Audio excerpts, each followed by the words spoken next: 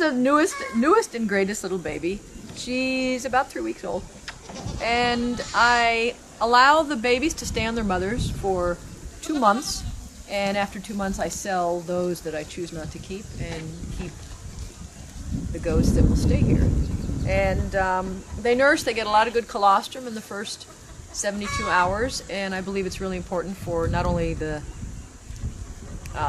nutrition as far as the milk, but I think the psychological bonding with their mother is really important, both for the mother and for the baby. And the highest point of lactation, the baby is allowed to nurse as many times as it chooses, and I allow the babies to run with the mothers and stay with them. And then at 2 months, the babies are developed enough internally that they eat quite a lot, and they don't need so much milk, and I sell those I choose not to keep.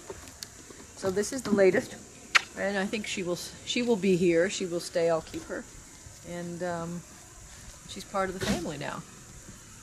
Everyone gets hugged. I make a point to socialize all the goats that are born here. That way they're much friendlier and much easier to milk and to deal with when I do hoof trimming, and I think it's really important for all of us to have really peaceful, calm animals and a peaceful, calm environment, and it produces very nice milk. You're busy. You're busy eating. You're busy eating. You're busy eating. Okay. This is the stud man. This is the stud man.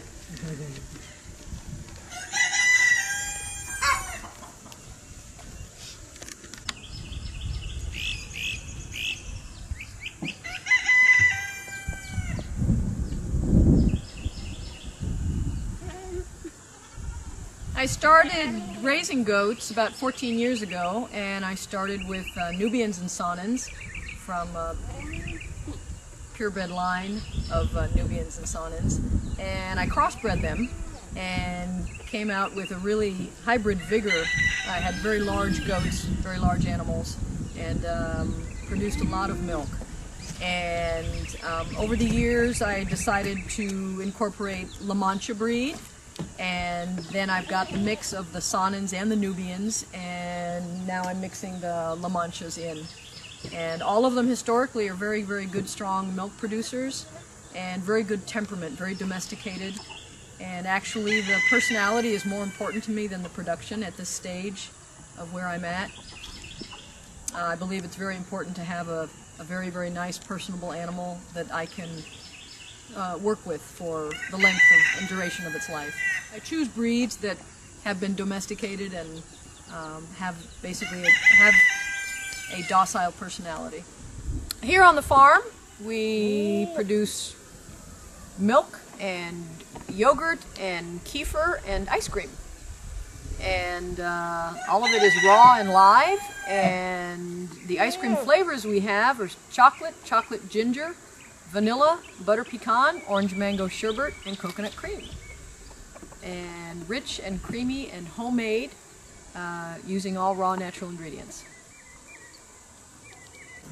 This is Mr. Jackson, the beloved burro of the farm. I've had him for 11 years. He's 27 years of age. I hope he outlives me. And he has been a wonderful addition and a great protection for all the animals here. When I got him 11 years ago, this was his first experience with goats. He had never been with goats before, and by sheer instinct he knows to follow a pregnant doe out in the pasture and accompanies her while she's birthing. So we affectionately refer to him as the midwife burro of the farm. And he's been such a wonderful, wonderful companion, not only for us, but for the animals as well. And a great addition to everybody here. He loves to be brushed, so I brush him and get off all the loose hair, especially in the springtime. And brush off his winter coat.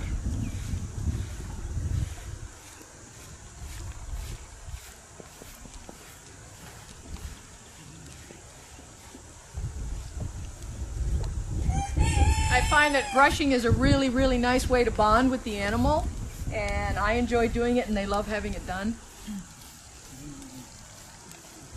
And this guy here loves to butt in and get brushed.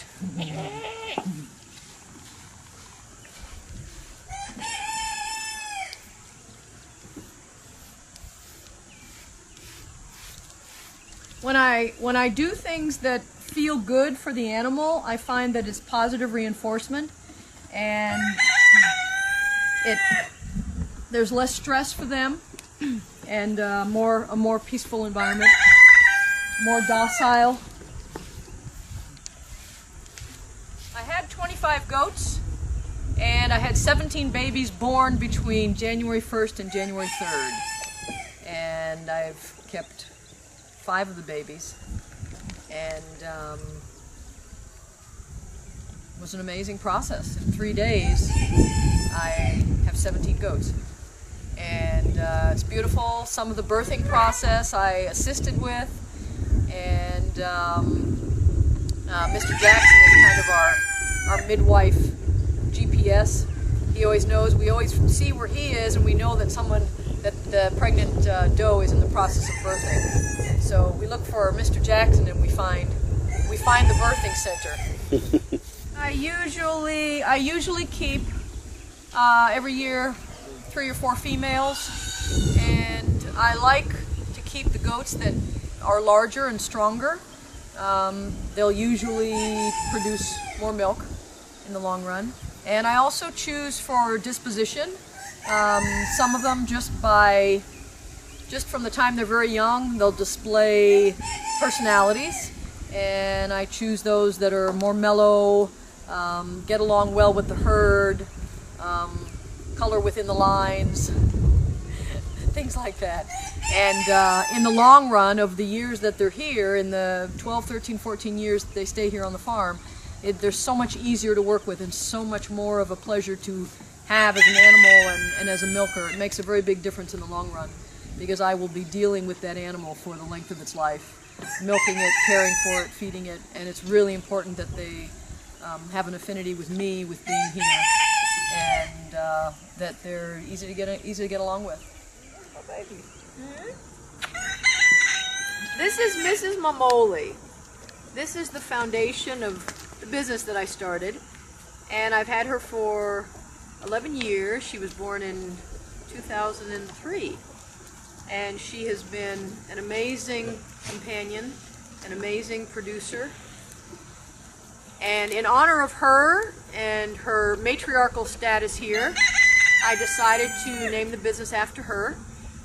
And her milk has been such a staple of my life and my nutrition. I wanted to honor that. Year after year, oftentimes, if babies needed more milk, she produced so much milk, not only to feed her 2 babies, but to feed others. And I would milk the excess that she had and bottle feed other babies. And she has just been an amazing companion, an amazing milker, and I wanted to honor her that way. And she's a beautiful, beautiful, beautiful creature. This is Mamolie with the big cannolis. The ice cream matriarch. I sell milk for animal consumption only. My milk is utilized right now for a breeder German Shepherd breeder in Lake City, a very high-end German Shepherd breeder named Reichenbach Kennel. He has noticed some great success with the milk that he gives to his dogs. He's noticed shiny coats, clarity in the eyes, and increased energy and improved digestion for the animals that are ingesting the milk.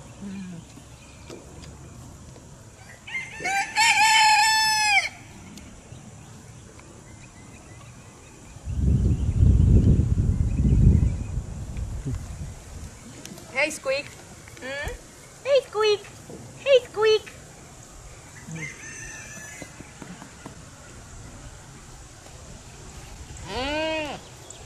Is it, come here, big thing.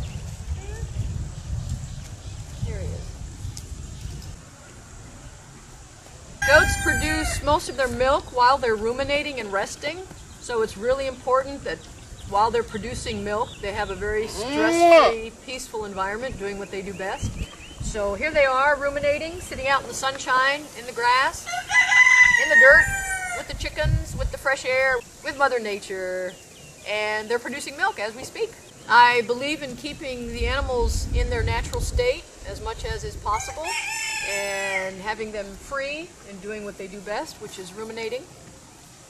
And that's when most of the milk is produced.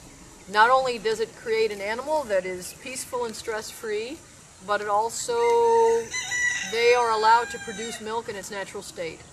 And the milk is sweet and tasty and really, really high nutritional value.